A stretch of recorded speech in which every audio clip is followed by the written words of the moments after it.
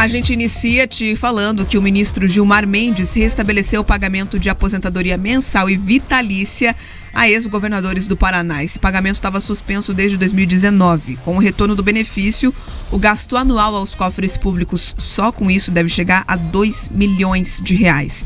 A nova decisão foi proferida no fim de abril, mas só recentemente se tornou pública. Ela ocorreu em um agravo interno movido por 7 ex-chefes do Executivo Estadual.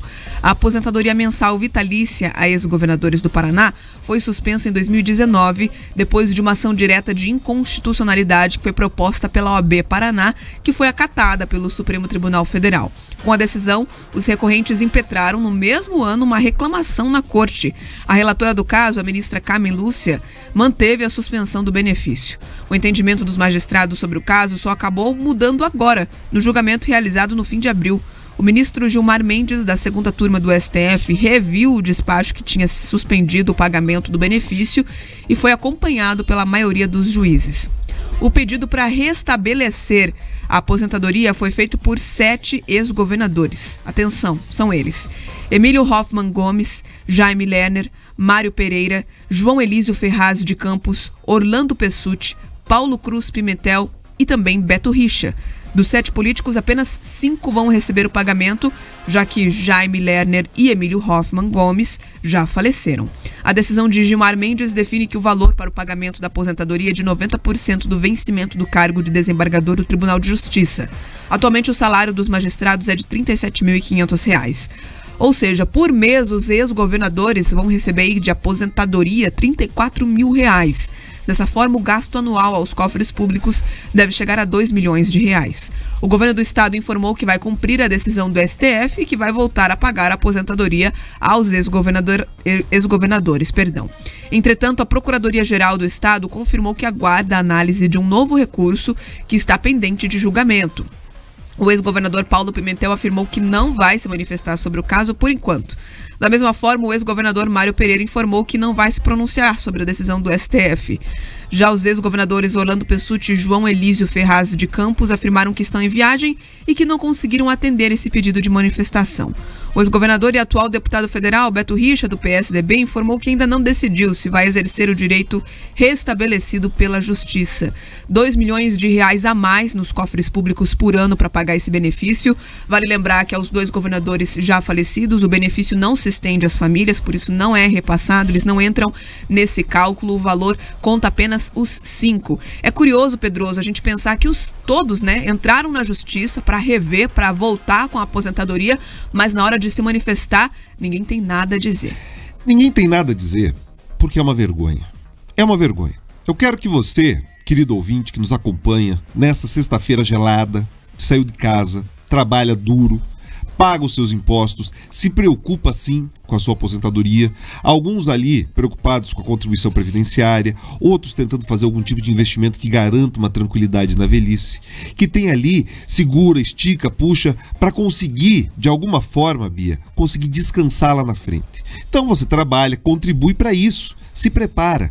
E daí você olha os políticos, os gestores, muitos deles deram grandes contribuições para o Estado. A gente não está discutindo aqui o legado do que eles fizeram durante seu mandato, mas a gente está discutindo aqui se é justo, se é ético, se é correto o povo do Paraná pagar um benefício vitalício, Bia, para alguém que trabalhou, muitas vezes, menos de 2 anos no cargo de governador. É disso que a gente está falando. Esses governadores aqui, que exerceram mandatos inteiros, outros foram eleitos e reeleitos, mas você tem também governadores que exerceram ali simplesmente quando um renunciou para concorrer a outro cargo ou assumiu de maneira tampão. É disso que a gente está falando. O benefício previdenciário, normalmente, ele é o quê?